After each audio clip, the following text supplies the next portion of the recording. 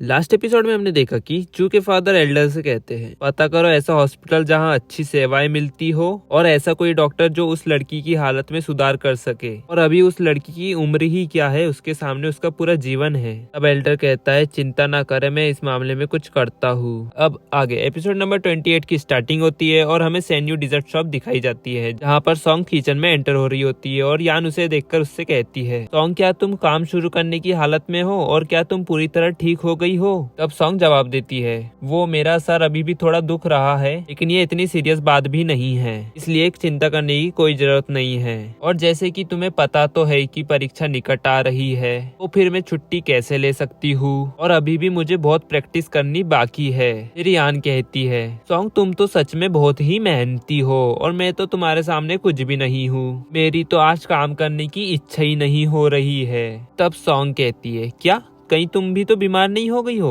और फिर यान कहती है नहीं नहीं, वो मेरा आज राजकुमार है ना फिर से वापस यूएस चला गया है इसलिए, और अब मैं उनसे कब मिल पाऊंगी क्या पता। ये सुनकर सॉन्ग मन में कहती है क्या टीचर सेन वापस यूएस चले गए हैं, ऐसा तो पहले भी हो चुका है। फिर हमें 1 साल पहले का समय दिखाया जाता है जहाँ पर सैन और सॉन्ग होती है और सैन सॉन्ग से कहता है क्या सॉन्ग तुम कल फ्री हो, क्या तुम मेरे साथ आइस स्केटिंग करने चलोगी। अब सॉन्ग कहती है हाँ जरूर। फिर हमें नेक्स्ट डे दिखाया जाता है और सॉन्ग आइस स्केटिंग करने आ चुकी होती है और वो सैन का इंतजार कर रही होती है और कहती है मुझे बैठे हुए 1 घंटा हो चुका है और टीचर सेन अभी तक क्यों नहीं आए। तभी उसे एक मैसेज आता है और उस मैसेज में लिखा हुआ होता है सॉन्ग मुझे माफ करना, मैं आ नहीं पाऊंगा, मुझे कुछ जरूरी काम से अर्जेंट में यूएस वापस जाना पड़ रहा है, लेकिन मैं जब भी वापस आऊंगा मैं तुम्हारे साथ घूमने जरूर चलूंगा। फिर सॉन्ग सैन को मैसेज करती है ठीक है मैं आपका वापस आने का इंतजार करूंगी। फिर हमें प्रेजेंट का समय दिखाया जाता है और सॉन्ग यान से कहती है बस वो ऐसा ही अचानक वापस चले जाते हैं और साल बीत जाता है। क्या तुम इस बात पे विश्वास करती हो जब वो वापस आएंगे तो हम फिर से एक दूसरे से मिले तो हम दोनों एक दूसरे से अजनबियों की तरह बात नहीं करेंगे। क्या तुम्हें ऐसा लगता है? अरे इन सब बातों को भूल जाओ और इसके बारे में सोचना बंद करो और मुझे अपनी बहन से मिलने हॉस्पिटल भी जाना है। फिर सीन शिफ्ट होता है और हमें सॉन्ग हॉस्पिटल में दिखाई जाती है और फिर वो रूम में एंटर होती है और वहाँ पे एक महिला को देखकर उससे कहती है तुम कौन हो। तब वो महिला कहती है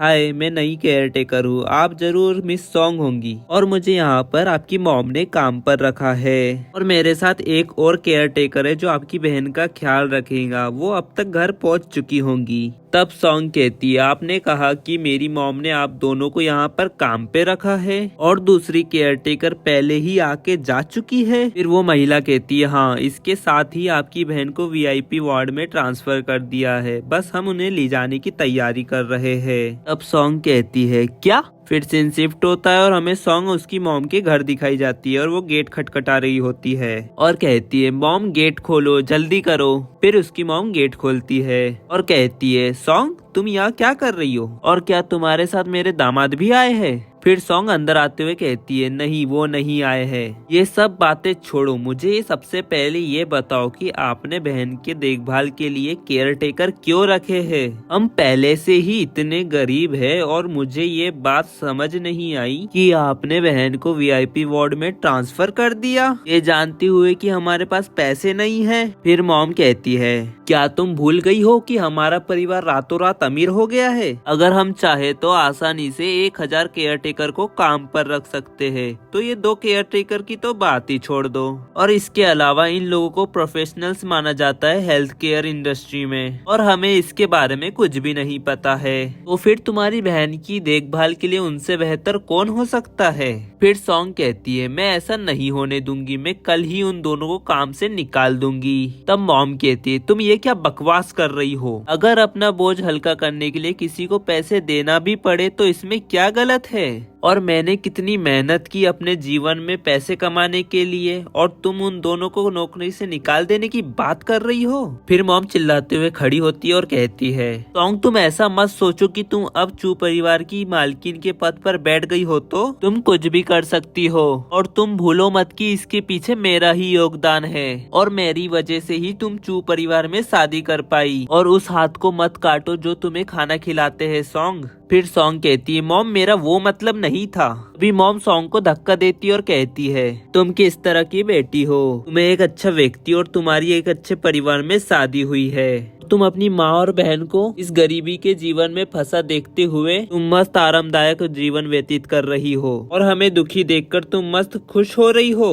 अब सॉन्ग कहती है, नहीं आप गलत सोच रही हो, मैंने ऐसा कभी नहीं सोचा मॉम। यदि आप जीवन का आनंद लेना चाहती है तो मैं आपको विश्वास दिलाती हूँ कि मैं कड़ी मेहनत करके बहुत पैसा कमाऊंगी, लेकिन अभी हमारे पास जो भी पैसा है वो हमें चू परिवार ने दिया है और उन्होंने जो हमें उधार दिया है उसे हमें वापस करना होगा। तब मॉम कहती है, वापस करने की क्या जरूरत है, ये 20 मिलियन युआन इस बात के है कि मैंने अपनी बेटी को अपने से दूर किया और इसलिए मैं इस पैसों की हकदार हूँ। फिर सॉन्ग कहती है, मॉम ये आप क्या कह रही है, क्या आपने मुझे बेच दिया। फिर सॉन्ग उसकी मॉम के पास जाती है और उनसे कहती है, क्या आप यह कह रही है कि आपने मुझे चू परिवार को बेच दिया है। और फिर मॉम सॉन्ग को धकेलते हुए बाहर निकालते हुए कह रही होती है, मेरे घर से बाहर चली जाओ, मुझे तुम्हारी जैसी घटिया लड़की बिल्कुल नहीं चाहिए। फिर वो सॉन्ग को घर से बाहर निकालकर गेट बंद कर देती है और सॉन्ग कह रही होती है, मॉम मुझे बताओ मॉम। तब उसकी मॉम कहती है, चुप रहो,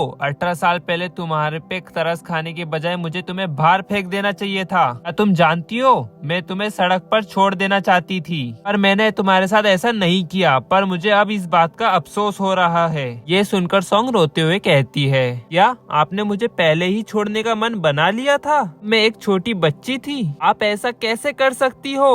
फिर वो गेट खटखटाने लगती है और कहती है, मॉम दरवाजा खोलो, मुझे अंदर आने दो प्लीज, मुझे सच्चाई जाननी है। उसकी ये सब आवाज सुन के बाजू वाली महिला उससे कहती है, क्या तुम्हें कुछ पता है कि अभी टाइम क्या हो रहा है, इतने रात को शोर मचा रही हो तुम, सब लोग सो रहे हैं, यहाँ से चली जाओ, मुझे नहीं तो पुलिस बुलानी पड़ेगी। फिर वो महिला गेट बंद कर लेती है और सॉन्ग वहाँ से रोते हुए जाने लगती है और जाते हुए कह रही होती है, क्यों मेरे साथ ही आखिर ऐसा क्यों होता है। और गाइस इसी के साथ ये एपिसोड यहाँ एंड हो जाता है। आपको पसंद आए तो लाइक एंड सब्सक्राइब जरूर करें।